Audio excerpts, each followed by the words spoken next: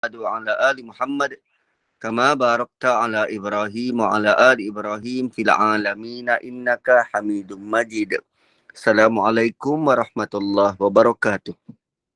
Kita telah sampai ayat yang ke-14 dari suratul Hadid. Dan ayat 14 ini adalah ayat yang menggetarkan jiwa.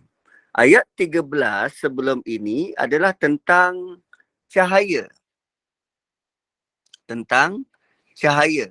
Yauma yaqulul munafiquna wal munafiqatu lilladzina amanu unzuruna naqtabis min nurikum qila irji'u wara'akum faltamisu nura faduriba bainahum bisurin lahu babun batinuhu fihi rahmah wa zahiruhu min qibalihi al-azab.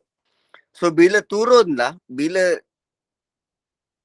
dinding yang membahagikan orang yang dapat azab dan dapat rahmat, maka orang-orang yang di sebalik yang dapat azab ni, dia pelik dan hairan.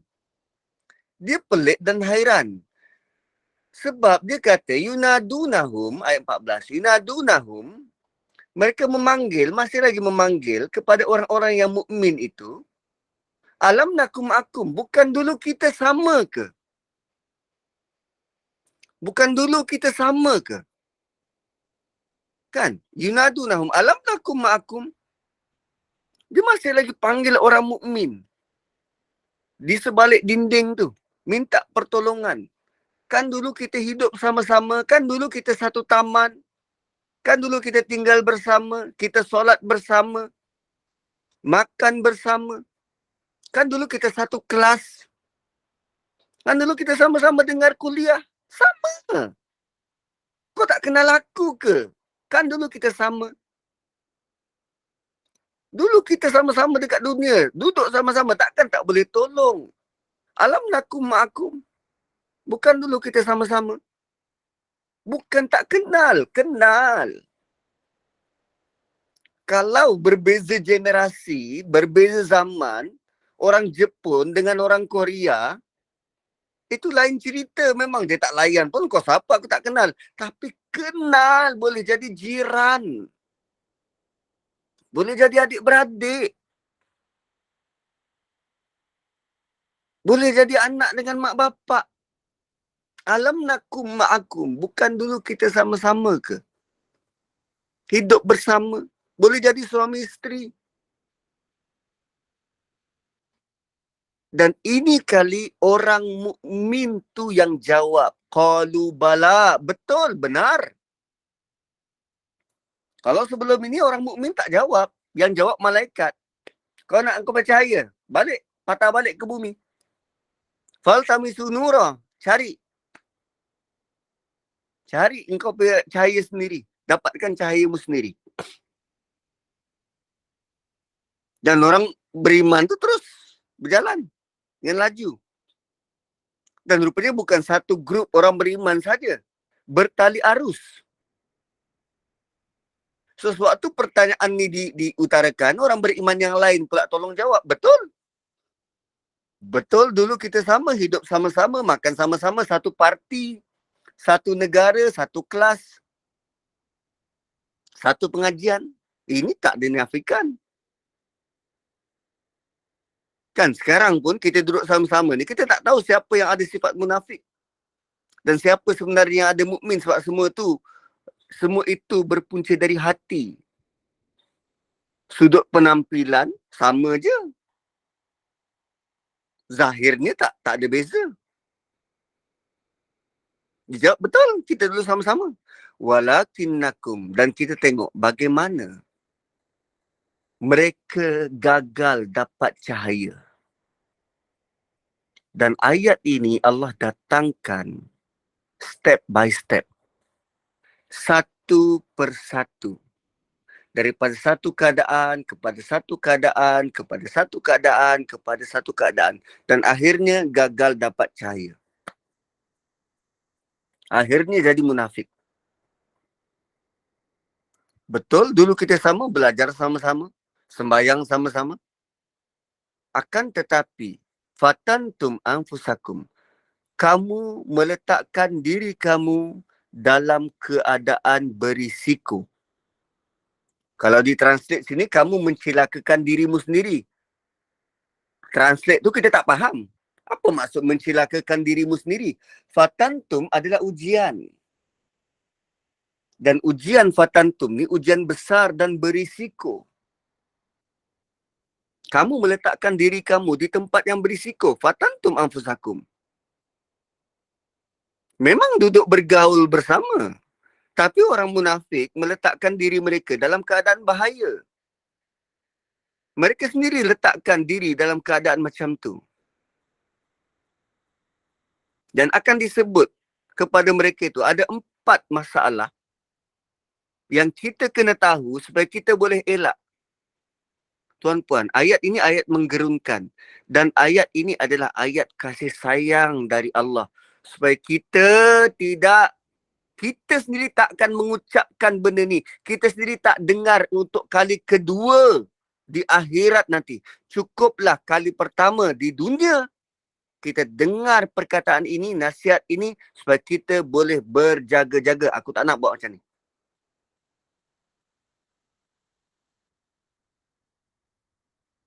Bayangkan orang yang baca Quran dan tak faham. Kali pertama disebut tak faham, berulang kali, tiap kali Ramadan dia lalu ayat ni, pun tak faham juga. Dan akhirnya, Quran tidak merubah. Dia tidak berjaya merubah diri dia menurut apa yang Quran nak. Lagi dahsyat. Di akhirat kelak, dia dapat nasihat untuk kali terakhir sebelum masuk neraka. Dalam ayat ni, yang pertama dalam ayat ni disebut mereka telah membinasakan diri sendiri. Kerana mereka gadai akidah, sanggup melaksanakan akidah yang tak betul, kerana tak benar-benar belajar, ikut-ikut aja. Bila tak belajar tentang wahyu, tidak memiliki akidah yang betul, maka mereka tidak beriman dengan sebenar-benar keimanan. Iman dan akidah mereka kucar-kacir, kucalana, caca merba. Dengan kata lain, tak yakin kepada Allah. Kalimah-kalimah yang dia selalu ungkap, oh ini karma. Mana ada dalam agama kita istilah karma? Itu orang lain pun istilah, agama lain. Tapi dia kata, oh ini macam karma lah ni. I believe in karma.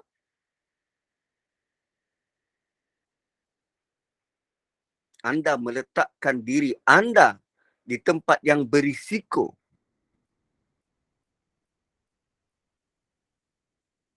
Mereka selalu pergi ke majlis yang tak patut. Buat perkara-perkara yang tak patut dilakukan sebagai orang beriman.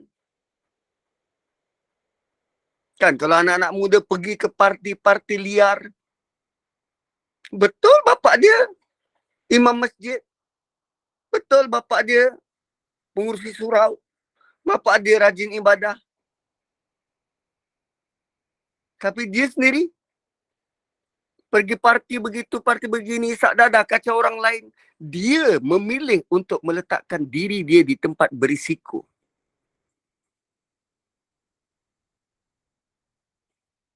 Dia sendiri yang letak dalam keadaan bahaya. Kalau contoh ringan, saya selalu buat, dia sendiri memilih untuk isap rokok. Dia sendiri memilih untuk isap rokok. Tak ada orang paksa dia. Dia pilih untuk buat benda tu. Dia sendiri meletakkan diri dia ke lembah kebinasaan. Sedangkan Allah kata jangan. Wala tulqu bi aidikum ila tahlukah. Jangan letak tanganmu ke ruang, ke lembah kebinasaan. Allah bagi tahu. Tapi dia sendiri meletakkan tempat berisiko. Yang pertama, fatantum anfusakum. Itu yang pertama. Yang kedua, watarabbastum. Watarabbastum. dan menunggu. Dan menunggu. Dan menunggu dekat sini ni banyak bentuk. Banyak bentuk. Bentuk yang pertama menunggu ni, walaupun mereka duduk sekali dengan orang beriman, tapi mereka tak suka dengan orang beriman. Mereka menunggu-nunggu. Kalau orang beriman ni kena musibah. Tu lah. Banyak sangat sembahyang sampai fail. Dia suka kalau musibah tu menimpa orang beriman. Malam-malam tahajud, kan dah lewat masuk kelas. Mereka tak suka kepada orang beriman. Terutamanya pada zaman Nabi yang ikut Nabi. Yang disebut orang munafik panggil golongan mukmin sebagai sufaha. Ayat 13 surah Baqarah. Kan wa idza qila lahum amanu bima amanan nas kama amanan nas qalu anu'minu kama amanas sufaha. Apa kami nak kena beriman seperti golongan-golongan bodoh ni? Sufaha. Malah kalau dalam ekspedisi Hudaibiyah tu, Allah bagi tahu pada Nabi bagaimana mereka ni berharap kalau orang beriman itu mati bila pergi ke Mekah tu. Dan dalam ayat yang lain disebut supaya berharap kalau orang-orang beriman ni semua mati waktu pergi perang jihad ni. Pertama dia letak diri dia di tempat yang yang berisiko. Yang kedua dia menunggu-nunggu kebinasaan orang beriman. Dia sebenarnya tak suka. Maknanya mereka langsung tak suka golongan yang benar-benar ikut Nabi. Dan kalau zaman sekarang, orang munafik ni dia tak suka ikut agama yang sebenar. Dia tak suka orang-orang rajin ibadah ni. Tak. Sudah-sudahlah tu. Lama-lama doa bukan apa-apa pun.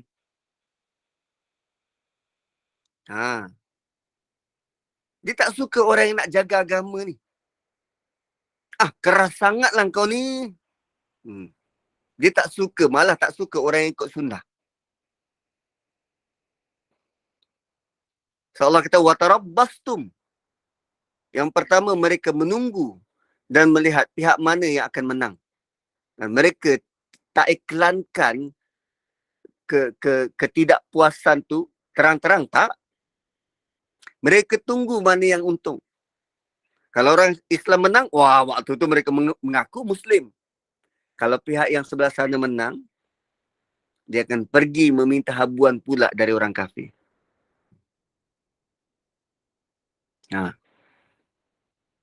Kan kalau orang munafik sekarang ni, diorang tengok mana amalan agama yang buat untung. Boleh kahwin dua. Itu yang diperjuangkan. Kalau ada kelebihan dan kepentingan, dia akan mati-mati untuk pergi. Dia kalau tak dapat apa-apa dan rasa menyusahkan, mana maunya. Dia pilih. Itu yang pertama. Watarabbastum menunggu-nunggu. Yang kedua, watarabbastum ialah melengah-lengahkan untuk buat benda baik. Walaupun diorang tahu yang benda tu perlu dibuat, tapi kata tunggu dululah. Nanti dah tua lah baru taubat. Tunggu lah nanti lah bila ada lapang. Sekarang kan tengah busy. Nantilah tunggu pencen. Bila suruh belajar Quran, nantilah tunggu pencen. Tunggu dulu lah, nanti lah. Kan muda lagi, nak enjoy. Tunggu. Akhirnya tunggu, sehari sebelum pencen dia mati. Dan akhirnya, anak bini dia yang tertunggu-tunggu, bila dia nak balik? Mati sebelum bersedia. Mati tak bersedia. Tunggu. Kenapa orang suka tunggu? Kenapa suka lengah-lengah? Dia confident, dia hidup esok. Kalau contoh saya bawa isap rokok, dia meletakkan merisikokan diri dia dekat Rokok. Lalu part menunggu ni, bila orang suruh berhenti, relax aku rokok ni casual je, bukan heavy smoker. Aku bila-bila nak berhenti, aku boleh berhentilah. Confident. Aku bila-bila nak berhenti, aku boleh berhentilah. Nanti dulu. Boleh muda lagi. Tunggu. Watarabastum. Tunggu.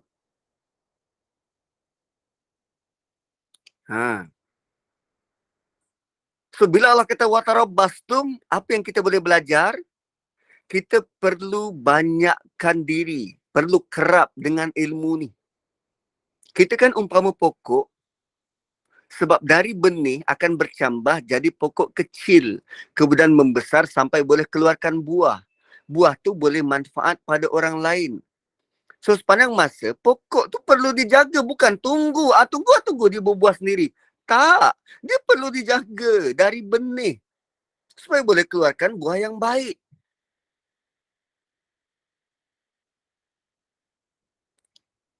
Gitu.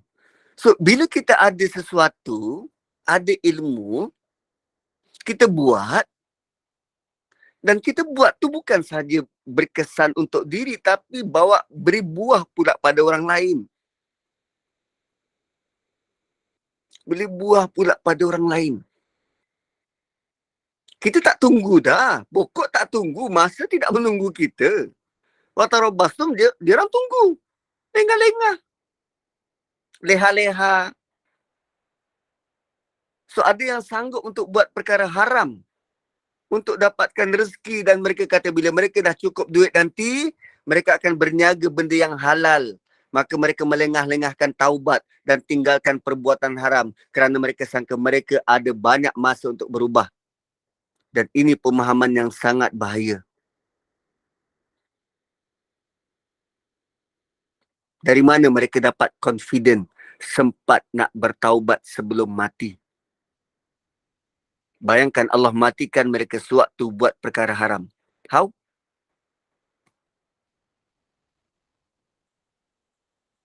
Saya pun tak tahu saya sempat pencen ke tak. Watarabas tu, mereka menunggu-nunggu. Dan ada orang yang Allah beri mereka masa panjang, lama. Daripada tadi, fatantum anfusakum, naik kepada watarabastum, kemudian dia sampai ke stage yang ketiga, wartabatum. Wartabatum ni maksudnya ragu-ragu. Bila dia bermula dengan merokok secara casual, kemudian orang suruh berhenti di peringkat awal, dia tak nak, dia rasa dia confident, aku boleh lah, jangan risau lah, aku boleh berhenti bila-bila. Lengah-lengahkan untuk bertaubat. Aku boleh berhenti bila-bila. Dia lengah-lengahkan untuk bertaubat dan akhirnya ketagih. Bila ketagih, dia mula ragu-ragu. Aku sekian lama merokok, tak ada sakit apa pun, relax je. Kata ada kanser, tak ada pun. Tu yang pakcik-pakcik dekat kampung tu. Nenek aku tu merokok daripada kecil sampai ketua. Relax je, tak ada kena kanser pun. Ragu-ragu. Kalau itu ragu-ragu dengan fakta kesihatan, lebih dahsyat kalau orang-orang munafik itu ragu-ragu dengan agama. Ragu-ragu. Betul ke ini haram? Atau ini saja orang-orang agama saja nak manipulat ayat Quran? Betul ke kena pakai tudung? Atau ini saja orang-orang agama nak supaya jualan tudung laku keras? Betul ke? Ragu-ragu. Betul ke benda ni haram? Ya ke? Ragu-ragu dengan agama, ragu-ragu dengan ilmu. Dah dia tak belajar. Maka bila datang hal tentang agama, dia ragu-ragu. Malah tak nak pula tingkatkan fahaman dalam agama. Lebih teruk mereka reda dengan kejahilan. Reda jadi bodoh dalam agama. Reda. Harta betul. Kalau munafik zaman Nabi, mereka ragu dengan wahyu. Betul ke dari Nabi ini? Betul ke Islam akan menang? Baik, golongan sekarang. Kan yang lemah iman. Still ragu Islam ini betul ke agama yang benar. Lalu mempersoalkan tentang kebenaran agama. Malah lebih teruk, ragu dengan janji Allah. Mereka jadi ragu sebab mereka tak berusaha untuk faham dan tak nak belajar. Begitulah jika kita tidak menambah ilmu, tak kuatkan kefahaman, tak kuatkan iman, lama kelamaan kita menjadi ragu dengan agama ni. Why? Ada bisikan syaitan yang mengganggu. Ini ni apa yang kita pilih. Belum cerita tentang syaitan yang bombarding. Syaitan yang bertubi-tubi bisikkan benda-benda yang tak patut dalam hati. Itu belum. Ini baru apa yang usaha manusia. Fatantum anfusakum wa tarabbastum wartabatum. Ditambah dengan bisikan syaitan, keinginan hawa yang mengganggu fikiran kita dan akhirnya tak dapat menolak rasa was-was tu sebab kita zero ilmu beragama. Dan akhirnya orang Islam sendiri meragui agama sendiri.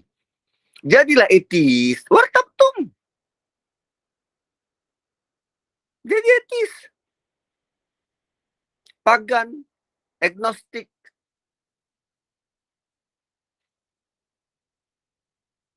Dan pada peringkat ragu-ragu, kan katalah saya baca nama-nama ni, ada nama yang saya pun tak tahu dia ni lelaki ke perempuan. Kan ragu-ragu. Contohlah macam Hartini Solikan ni, saya pun tak tahu dia ni lelaki ke perempuan. Kadang tulis je nama lelaki, nama perempuan, rupanya lelaki. Saya pun tak tahu, ragu-ragu. So ragu-ragu ni boleh dihilangkan dengan kita ambil tahu. Contohnya kalau Hartini Solikan nak tahu dia lelaki ke perempuan, tanyalah ampuni nama tu. Oh, Hartini Solikan, lalu dia tanya, saya perempuan lah Ustaz. Hilanglah ragu-ragu tu. Sebab walaupun pada peringkat ragu-ragu, kalau dia belajar tentang hidup beragama, hilanglah keraguan tu.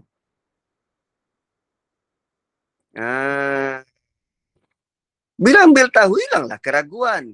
Itu pun pada stage ketiga pun Allah masih lagi beri peluang. Kalau engkau ragu-ragu, belajar agama, hilanglah keraguan tu. Walaupun sebelum tu engkau letakkan dirimu di tempat berisiko, engkau tangguh-tangguh sampai ke tahap ragu. Pada peringkat ragu ini masih boleh turning back. Masih boleh turning back. Tapi bila sampai ke peringkat yang keempat, peluang agak tipis. Peluang agak tipis. Oh, ada soalan. Kenapa dalam video Ustaz ada emoji Arnab? Handset saya ke yang problem? Memang saya guna emoji Arnab. Sebab saya balik ke Melaka dan saya sengaja tak bawa charger laptop. Rupanya charger yang di sini ni tidak berupaya menampung voltage yang sepatutnya untuk charge laptop tu dengan cepat. Lalu tadi pada kelas yang pertama, laptop saya hang sebab kekurangan tenaga. So ada kesilapan teknikal, jadi saya guna handphone untuk berkuliah dan saya rujuk nota tu pada laptop. Dan memandangkan tahun ni tahun Arnab, well, sebab saya tahun kambing. Jadi emoji kambing tu tak ada. Yang ada emoji Arnab. Kau pacai lah. Begitu. Okay, so pada tahap keempat, wa gharratskumul amani. kamu ditipu oleh angan-angan kosong. Bila Allah kata kamu, ini bukan saja melibatkan orang munafik. Bila sebut kamu, Allah sedang bercakap dengan kita. Allah sedang cakap dengan kita. Kamu ditipu oleh angan-angan kosong. Dan ini peringkat keempat. Peringkat keempat. Mereka benarkan. Mereka tadi redha dengan kejahilan. Sekarang mereka seronok, suka benarkan diri mereka ditipu oleh syaitan dengan angan-angan kosong. Syaitan akan bisikkan, dekatkan dunia dengan mereka, angan-angan dunia pada mereka. Syaitan akan suruh mereka buat itu dan buat ini untuk berjaya dalam dunia, dalam kehidupan dunia ni. Pergi sana, pergi sini, berjalan sakan. Buat video makan-makan. Shopping sana, shopping sini, pergi dimudahkan untuk apa? Pergi melancong, ikutlah jalan-jalan-jalan. Lupakan Quran, jalan-jalan-jalan. Kau nak berniaga dapat untung. Dunia tu dekat di hati. Mereka buat itu semua sehingga kan mereka tak ada masa nak bersedia untuk akhirat.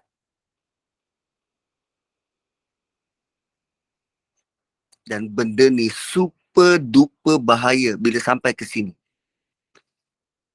Sebab dia kata, buat apa agama? Agama bukan boleh bagi aku makan.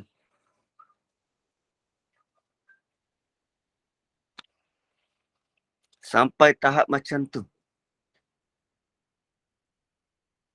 Malah dalam kehidupan dunia, semua peluang-peluang dibentangkan depan mereka sehingga mereka benar-benar berjaya nak buat itu dan buat ini.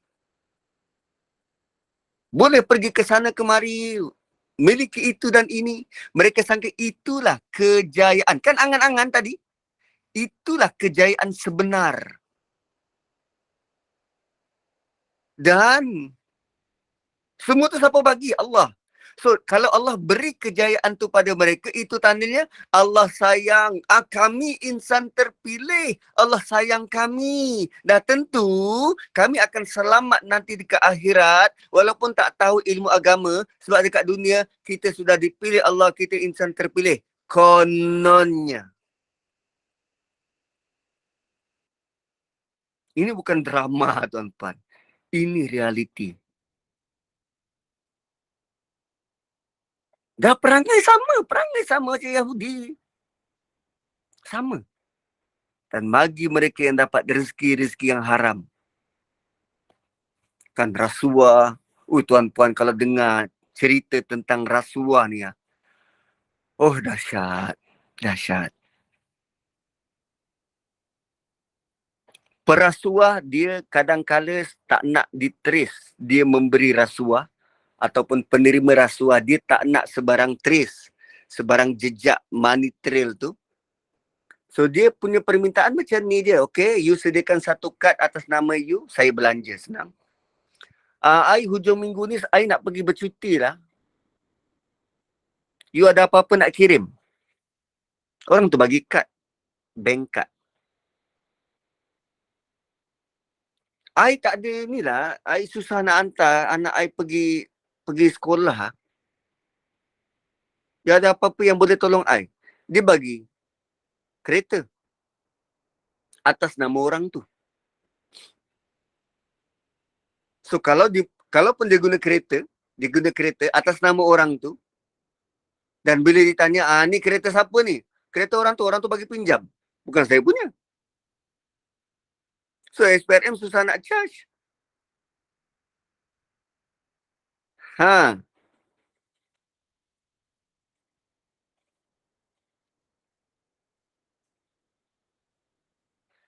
So adakah tadi penerangan tadi tu maknanya pelihara diri daripada raih kejayaan dunia semata-mata? Kenapa kita nak berjaya kat dunia? Kenapa nak kaya? Sebab kejayaan selalunya kita relate dengan kekayaan. Kan? relate dengan kekayaan. Why?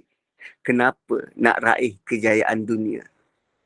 Sedangkan dunia, dia tak ada istilah berjaya. Dunia tu ujian. Allah tak pernah panggil dunia, engkau berjaya kat dunia. Tak. Ujian. Nabi Sulaiman dapat kerajaan yang besar. Adakah itu berjaya? Tak, dikata, ashkuru am akfur. Adakah aku bersyukur atau aku kufur? Masih lagi pada ruang lingkup ujian. Nabi Ibrahim setelah dia berjaya laksanakan perintah Allah sembelih anak. Adakah dia dikata, berjaya? Tak. Dia masih lagi sebut ujian. So dunia, kita jangan lihat dia sebagai inilah penanda aras kejayaan. Tapi inilah penanda aras kita sedang lalui sebuah ujian. Sebuah ujian. Itulah nasihat Nabi Yaqub kepada Nabi Yusuf. Huwajtabakum. Allah telah memilihmu dan dia akan pilih berkali-kali untuk engkau lalui ujian demi ujian supaya nanti manfaatnya engkau akan dapat pengalaman. Gitu.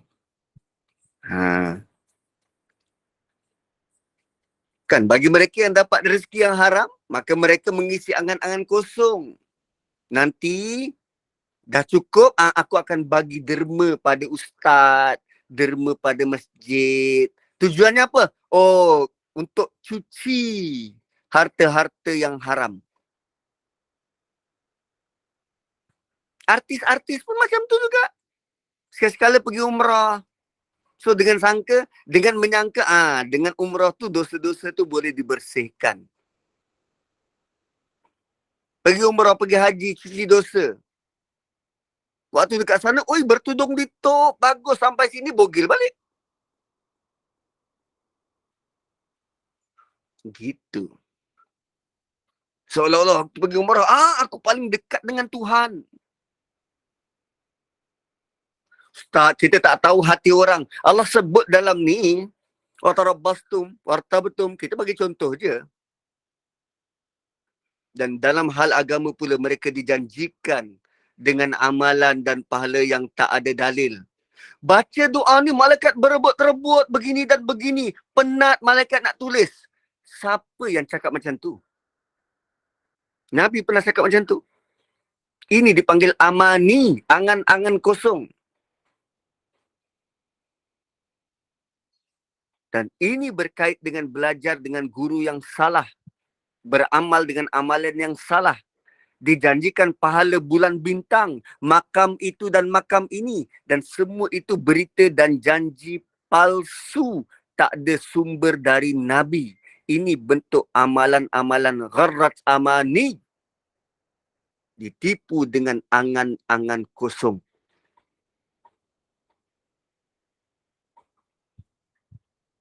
Dan mereka berada dalam kondisi itu. Untuk satu tempoh Allah kata, hatta ja'a amrullah. Sehingga datang ketetapan Allah. Apa ketetapan Allah? Mati. Datang masa yang Allah tentukan. Mereka dipenuhi dengan angan-angan kosong. Asalnya tadi apa? Dia letak diri dia berisiko. Apa tempat yang berisiko? Paling berisiko? Kejahilan. Kebodohan. Itu tempat yang paling berisiko tu. Kejahilan, kebodohan. Tak belajar. Dia sangka agama ni automatik. Kan anak dia main, biarlah dia budak lagi. Anak dia mencarut, biarlah dia budak lagi, bukan tahu pun. Dia duk ingat agama ni automatik. Nanti dia cukup umur sampai umur, dia tahulah tu. Allah kata, hatta ja'a amrullah. Dunia mereka dipenuhi dengan angan-angan kosong dan amalan-amalan yang tak baik hingga tiba-tiba mati. Dan mati itu datang tiba-tiba dan mereka tak sempat bertaubat atau untuk review, perbaiki amalan-amalan mereka. Dulu mereka kata bila mereka dah senang, maka mereka akan belajar agama. Nantilah ada masa nanti aku belajarlah pelan-pelan. Sekarang aku busy lah. Mereka kata bila mereka kaya nanti, mereka akan buat perniagaan yang halal. Ada cita-cita beriman. Tapi mereka tangguh. Sehingga tiba-tiba datang kematian. Dan inilah bentuk belitan, talbis iblis ataupun taswif, melengah-lengahkan kebaikan.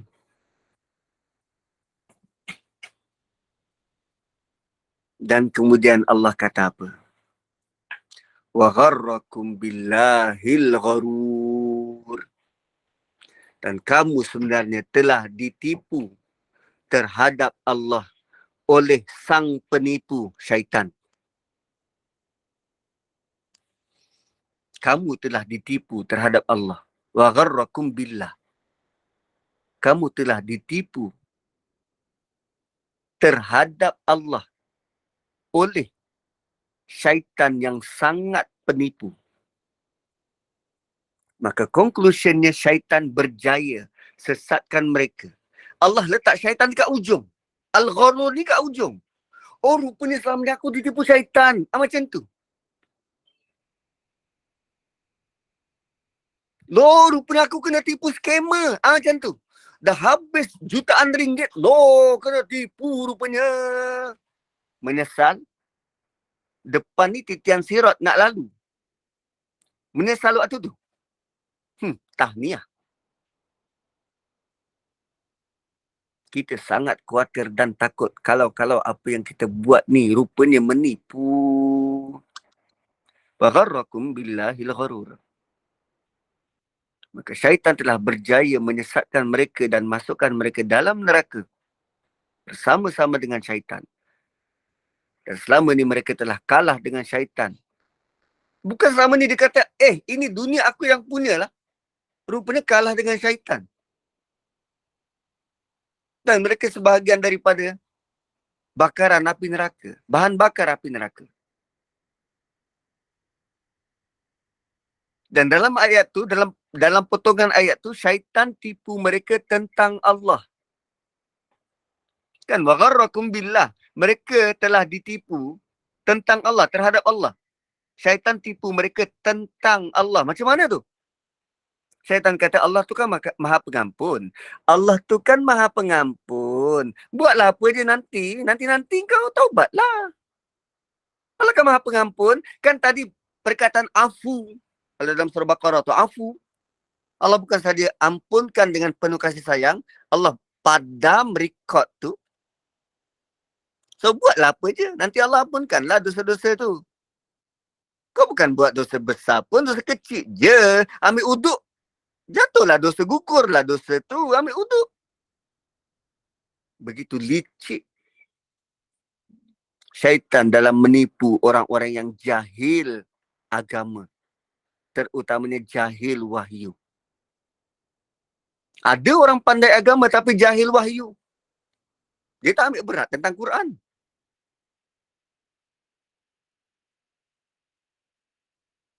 Dan syaitan juga tipu dalam amalan-amalan. Allah pasti terima amalan ni kalau kau ikhlas. Dia guna perkataan ikhlas. Kau buat macam ni ikhlas, terimalah amalan. Sedangkan syarat untuk diterima amalan ada dua. Satu, ikhlas. Yang kedua, mengikut Nabi. Itba' Rasul, mengikut Nabi. Kalau kita ikhlas sembahyang maghrib 4 rakaat, terima tak? Ikhlas! Saya ikhlas! Saya ikhlas, Ustaz. Sembahyang maghrib 4 rakaat. Sebab saya, selama ni saya buat banyak dah. Saya nak ganti balik. Maghrib 4 rakaat. Terima ke? Tak. Allah nak terima dan beri pahala pada amalan. Amalan tu perlu ada dalil. Dah tak ada dalil. Tapi mereka tetap buat juga. Sebab mereka sangka Allah tetap akan terima Alasannya apa? Hai, apa salah ni Ustaz? Benda baik kan? Tak, tak boleh. So, ini bukan peraturan kita. Ini peraturan Allah yang punya. Kita jangan memandai-mandai. Gitu. So, 4 peringkat. Fatantum anfusakum wa tarabbastum wartabatum wa gharratkumul amani. Dan peringatan ini akan diberi nanti. Nanti sebelum lalu titian sirat. Nanti. Peringatan yang nanti akan diberi oleh orang beriman kepada orang munafik, Allah datangkan sekarang. Buat kita yang sedang baca Quran. Kalau itu bukan tanda kasih dan sayang Allah pada kita, saya tak tahu apa lagi bahasa, perkataan yang sesuai untuk disebut tentang perkara ini. Ini bentuk nikmat besar, tuan-puan. Nikmat ingatan untuk kita selamat. Dan ini peringatan sangat berguna supaya kita dapat bahagia. Wih, dahsyat. Dan ayat 15. Fal-yawma la yu'khadhu minkum fidyatun wala minal ladhina kafaru ma'wakumun nar hiya maulakum wa bi'sal masir. Wow, ayat ini Allah golongkan orang-orang munafik dengan orang kafir. Satu grup. Satu grup. Apa dia? Pada hari ini tidak diterima sebarang apa nama? Sebarang penebus diri. Kalau dalam mahkamah tu sebarang bond ataupun sebarang dia bukan reman, sebarang deposit untuk menebus diri. Fidyah. Jaminan, yes. Sebarang jaminan, tak. Kau orang munafik tak diterima sebarang jaminan. Orang kafir pun tak. Tak. Pada hari itu tidak diterima sebarang jaminan.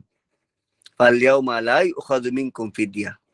Orang munafik akan cuba tebus diri mereka. Tapi takkan ada diterima. Sebab waktu tu bukan ada apa harta pun.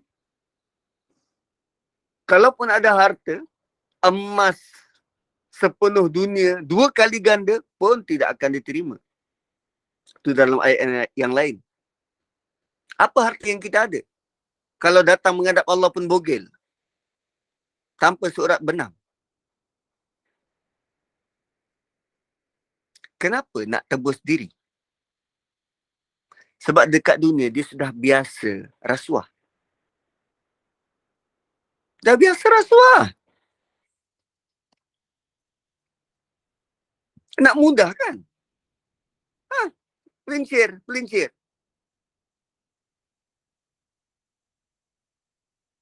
Kenapa perlu sebut macam ni? Ada yang sangka boleh beri rasuah di akhirat. Dan itu fahaman.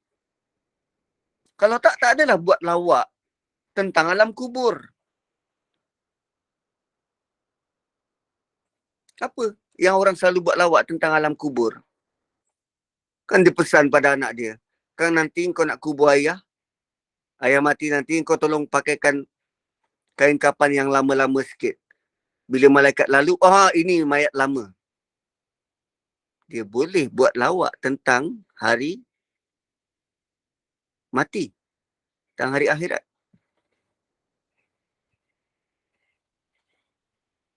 Ni aku bawa rokok dan hil nanti bolehlah rasuah sikit malaikat. Ingat boleh rasuah. Sebab bagi dia rasuah itu umpama lalat yang hinggap di hidung. Bukan dosa besar. Bukan satu kesalahan yang layak dilaknat. Tak. Dia menyebut tentang dosa besar tu macam tak ada apa. Like if it's nothing.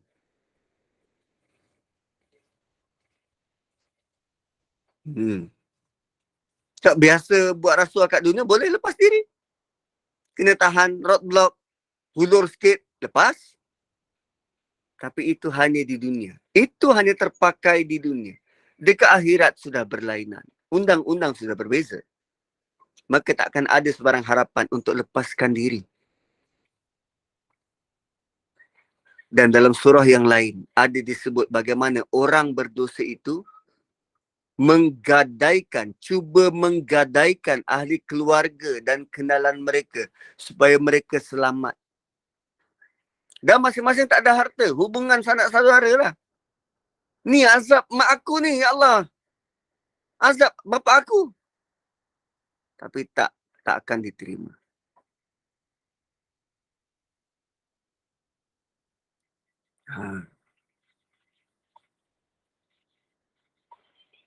Yes, minta pengampunan dari padri. Padri ada kuasa mengampunkan. Kata, tu. Dulu, diorang yang tebus dosa aku.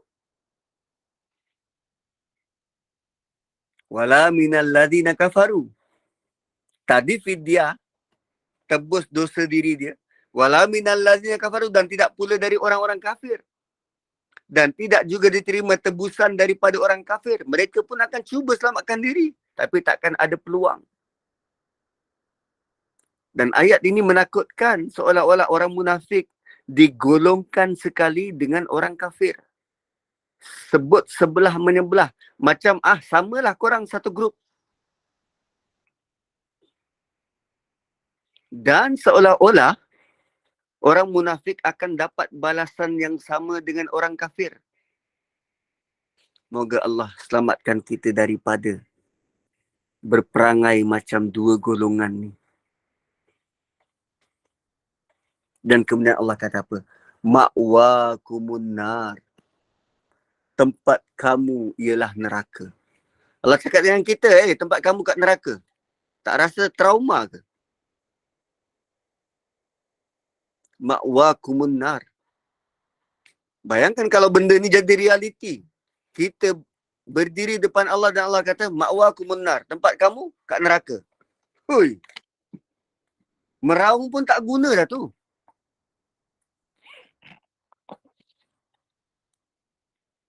Meraung pun tak guna dah. Bila keputusan sudah ditetapkan, tempat kamu kat neraka. Berdiri depan Tuhan, tunjuk buku. Tak payahlah, tak payah kira lah kau kat neraka.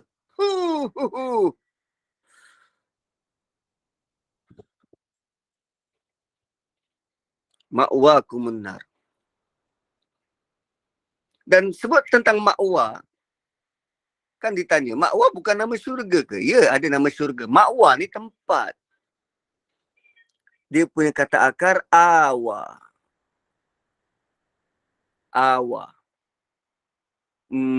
Dalam surah Kahfi, Allah sebut tentang innahum fityatun amanu, iz awal fityatu ilal kahfi. Ketika pemuda-pemuda itu berlindung di gua. Ma'wa adalah tempat berlindung. Tempat berlindung. So, bila sebut tempat perlindungan, dah tentu dia adalah tempat yang mendatangkan rasa selamat dan tenteram. Rasa selamat dan tenteram. Anak lazimnya akan mencari tempat perlindungan di mana? Pelukan ibu. Mana lagi tempat yang kita rasa selamat dan tenteram selain daripada pelukan ibu? Pelukan ayah. So, gambaran ma'wakumun nar adalah pergilah kau peluk neraka tu. Pergilah cari tempat selamat dan tenteram di neraka tu. Ma'wakumun nar dalam bentuk sarkastik. Tempat mereka tinggal, kekal dalam neraka. Ma'wa tempat berlindung, tempat berehat, tempat berteduh. Itulah tempat berlindung kamu dalam neraka. Kau rasa selamat kan tu neraka? Kan kau tak percaya Tuhan. Lengah-lengah, lewa-lewa, nantilah taubat. Oh nanti ya, nanti. Kau nak sangat berlindung tu neraka. Ma'wakum an-nar.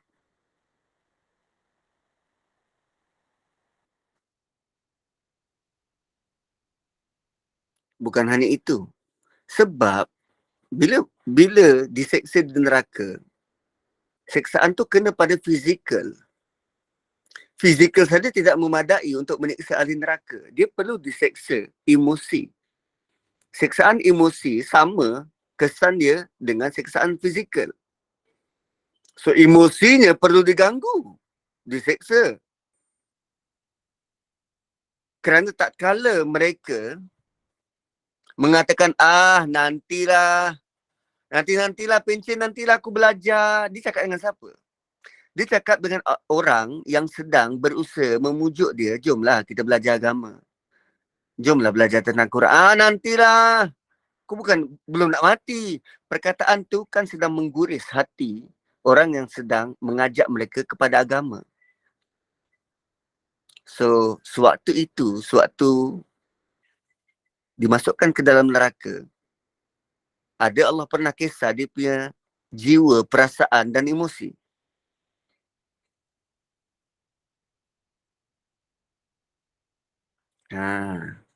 Ada soalan, Ustaz, bagaimanakah orang yang suka kata kat orang lain munafik, banyak dosa atau ahli neraka?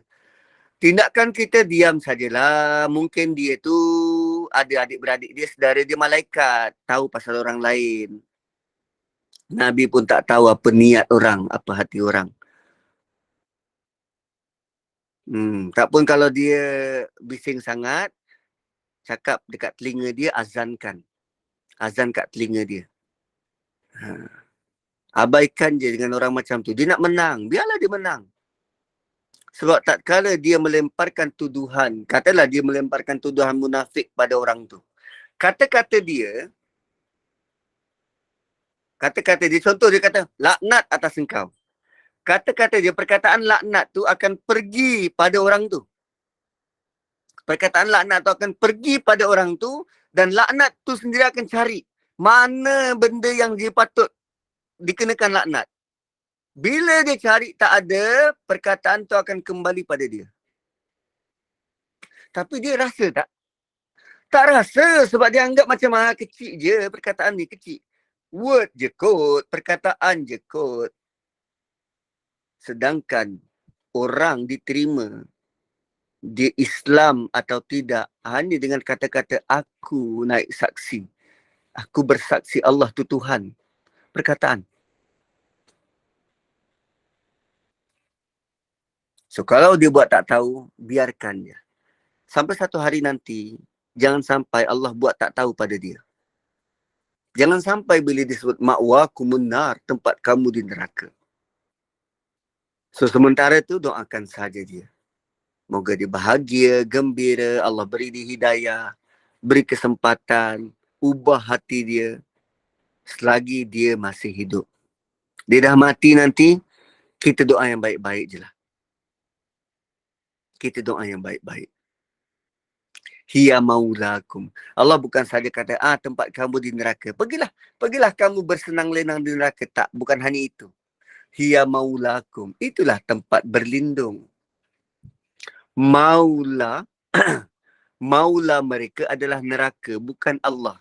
Allah sebut selepas baca ayat kursi, Allah kata, Allahu waliyul ladzina amanu. Allah maula, wali kepada orang beriman. Sekarang untuk orang tidak beriman, untuk orang munafik, Allah kata, neraka wali bagi kamu. Neraka yang akan defend kamu. Neraka akan tempat berlindung kamu. Bukan Allah. Maula adalah seorang yang boleh beri pertolongan pada seseorang. Kau minta tolong, kan tadi dia minta, tunggu, bagi kami cahaya, tolong kami. Oh, minta tolong lah. Kat neraka ada. Neraka tu boleh tolong. Neraka boleh tolong, dia kata. Maula. Ya maulakum. Neraka tempat pertolongan kamu. Pergi minta tolong dengan neraka. Sepatutnya dijadikan Allah sebagai maula. Tapi kerana mereka tak nak buat begitu dekat dunia, maka nerakalah maula mereka sekarang. Dan inilah bentuk sarkastik, sindiran, sinis. Kerana maula adalah orang yang sanggup beri perlindungan pada mereka. Dan Allah ejek dengan mengatakan neraka sahaja yang sanggup beri perlindungan pada mereka. Tapi apa yang boleh diharap dalam neraka? Selain daripada azab dan sengsara. Dan di hujung Allah bukan saja sebut satu benda, bukan saja kata ma'wakumun nar hiya maulakum, itu dah 2 peringkat. Wa bi'sal masir, peringkat ketiga. Dan itulah seburuk-buruk, sejahat-jahat, seteruk-teruk tempat kembali. Tak ada tempat lain lebih buruk dari neraka. Sepanjang masa akan dikenakan, sepanjang masa, by second akan dikenakan azab demi azab demi azab demi azab akan yang sangat menakutkan dan menyakitkan. Tak ada langsung tempat rehat, tak ada langsung tempat berlindung, dan disitulah neraka. Allahumma ajirna minan nar. Lalu tadi Allah sebut tentang 4 peringkat dan mereka sekurang-kurangnya diberi 3 peringkat balasan dalam neraka. Hanya kerana apa? Tak percaya, redha dengan kebodohan, kan, bertangguh-tangguh, lalu ragu-ragu, dan kemudian dibuai dengan angan-angan. Wow. 10-19 minit. Kita mula tadi 9-20 minit. Naqulu qawli hadha wa nastaghfirullahal azim li wa lakum. Kembali kepada moderator. Sebab next ayat 16 juga peringatan yang tak kurang dahsyat, tak kurang hebat datang dari Allah. So surah Hadid, dia sebenarnya membawa kepada kita bagaimana nak menerobos hati yang keras macam besi. Ingatan-ingatannya itu boleh mencairkan besi. Begitu bentuk surah ni. Ingatannya keras, ingatannya dahsyat, dan kita perlu beringat supaya hati kita yang diberi ingatan macam ni, hati yang lemah, iman yang lemah, diberi ingatan macam ni seolah-olah macam menempa besi supaya iman tu sekeras besi. Wallahu a'lam. InsyaAllah, insyaAllah. Alhamdulillah. Syukran jazilan kasiran Al-Fadhil Ustaz Nazri. Semoga kita semua dapat mengambil peringatan dan juga i'tibal. Moga Allah lembutkan hati kita dan juga kuatkan iman kita seperti besi. Lembutkan hati kita yang keras, seperti apa kata, besi juga tu dilembutkan jadi air. Semoga kita dapat menerima segala ilmu yang kita pelajari hari ini dan juga kita cuba aplikasikannya, insya-Allah. Terima kasih Al-Fadhil Ustaz sekali lagi. Terima kasih juga kepada seluruh jemaah halaqah maya kita pada hari ini. Insya-Allah semoga beroleh manfaat bersama. Saya kembalikan kepada Al-Fadhil Ustaz untuk kita tangguhkan dengan tasbih kafarah dan juga suratul Asr. Subhanakallahumma wa bihamdik, asyhadu an la ilaha illa anta wa nastaghfiruka wa natubu ilaik. Wal asri innal insana lafi khusr illa alladhina amanu wa amilus solihat wa tawasaw bil haqqi wa tawasaw bis sabr. Assalamualaikum warahmatullahi wabarakatuh. Waalaikumsalam warahmatullahi wabarakatuh. Selamat bercuti.